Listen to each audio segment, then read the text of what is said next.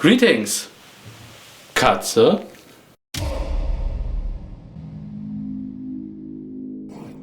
Okay, calm yourself. So, longbows.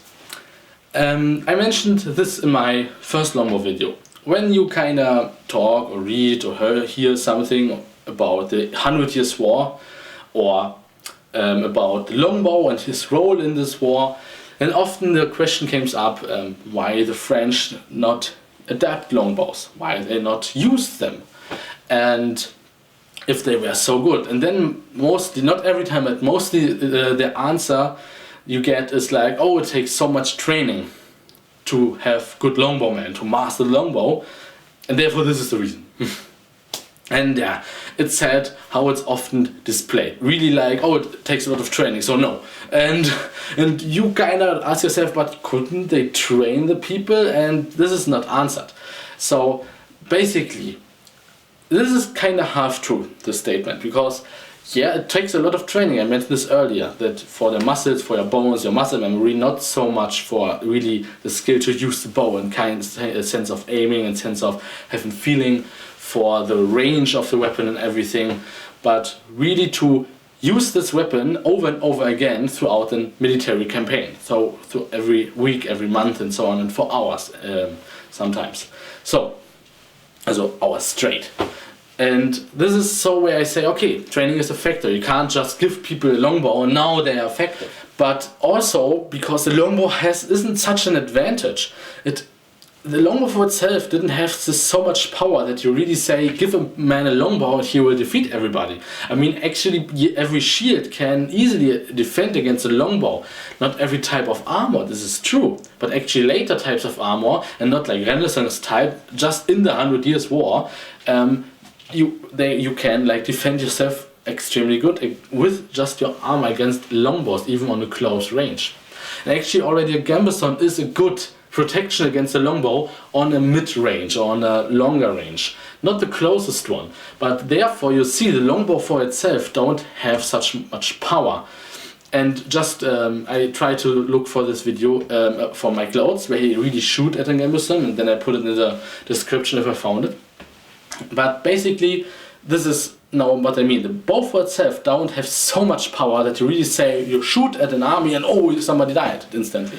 I explained in my first video how really the archers were this effective factor, but would make the army, the English army, really effective or a proper army, and could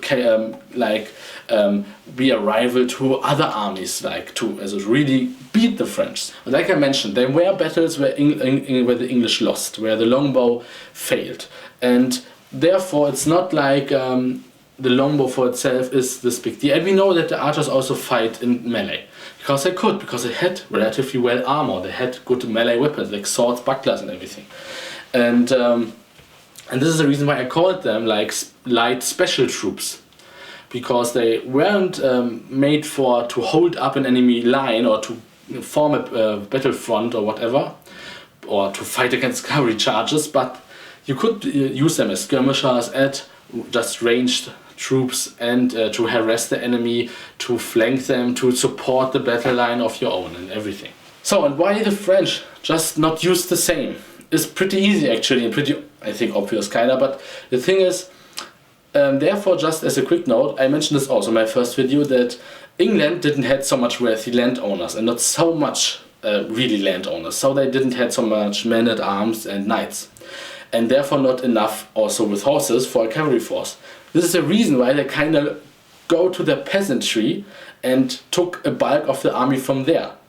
In form of longbowmen, in form of billmen, or just levies with spears and everything. So basically, this is the reason why they had these laws to ensure that the people had weapons. This is and they kind of organized it like if you're wealthier, you have to gain better or more weapons and everything, and that you have to train with some of them. I think just the longbowmen had to train, but therefore that you already ensure that they are trained, and also they would take the opportunity to train with their melee weapons as well, because why not? If you know you can go to war, you have to go to war sometime, then why not spar with your swords and with your axes or hammers or whatever, and with your shields to just for the case. And maybe this was ordered too at some point, not actually through this law in a written form, but more oral form, but doesn't matter now. So the French, on the other hand, and many other European countries actually, had, in comparison to England, many landowners and wealthy landowners, and France especially. And France is still one of the highest agriculture countries, states in this world. So this gives you a clue, because now they had many knights, men at arms, how you want to call it, so many heavy infantry, heavy cavalry, even horses for this cavalry. And this is the reason why they kind of relied on the heavy cavalry charge, because they had a very good cavalry charge and also good heavy infantry to give to flank or to just hold the line or to overwhelm the enemy. And this is the reason England made up for this in form of peasants, which well-equipped peasants and trained peasants, and especially archers in a high number. And France didn't have this. France had knights and had on foot and on horseback. And actually this is a good tactic and an effective tactic. And when we look at the famous victories of the English, of the longbowmen, and especially Agincourt, it's actually not so much about the longbow for itself. It's often because England just had overall a very good tactic, where the longbow played an important role. I don't want to say, oh, the longbow isn't worth anything. But it's not like you have longbowmen, you win. So basically, they had a good tactic, they used proper terrain, and in Agincourt especially, France really didn't have a battle plan. It couldn't agree on one, so they just charged on. They had poor terrain, like the muddy terrain where the horses would sink in and everything. The English, on the other hand, had a very good terrain, had fortified positions and everything.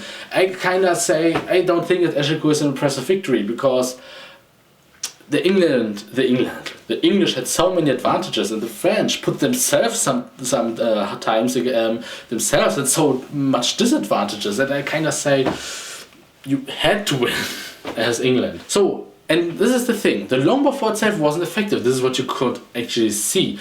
I think the people also know there in this time. Because it's obvious, because they had victories against them, and they used bows throughout the time, or crossbows and everything. And they had positive experience with their tactics like cavalry charges, heavy infantry, knights basically. And now and why should you just change everything? Because you would need thousands of archers to gain the same advantage. Then you have to change your whole army. Actually, you can't just charge with your cavalry at the enemy and also use the archers. So basically both had to advance on the same time, or you should have them back or everything. This is the reason why England didn't have cavalry, or not much cavalry. Basically just because they hadn't enough and they wanted to protect their longbowmen. They really was around to one infantry force with different weapons and different walls inside, and to adapt to the situation and use the terrain and fortified positions like the spiked,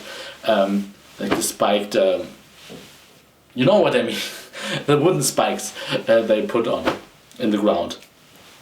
And so this is. And if you would ask the French general, why would just not use longbowmen? Why? Why would you now invest resources like time, men, and money into obtain longbows to make arrows in a high? And when you have much archers, you need much arrows. So this is also a resource factor, and to change the whole army to this new system. Why? And this is what I meant. It isn't a question about this training. The training is the easiest part, actually. The other part is to really put the whole production of the land, or the resources, to the ammunition, to the supply of them, to gain so many of them so that you can use them. And why would you change tactics which actually work pretty well if you use them right? And there were examples where the English didn't use the longbowmen right, or didn't have the time for that, and then just get overrun. So this is what I mean. It was a whole military question, and you had a functional system, they had their functional system, they were kind of equal to each other, and they often in their failures just failed in using proper tactics and used the right terrain. And it's like I said, the longbow isn't something special. The longbowman is something special. So hopefully see you soon.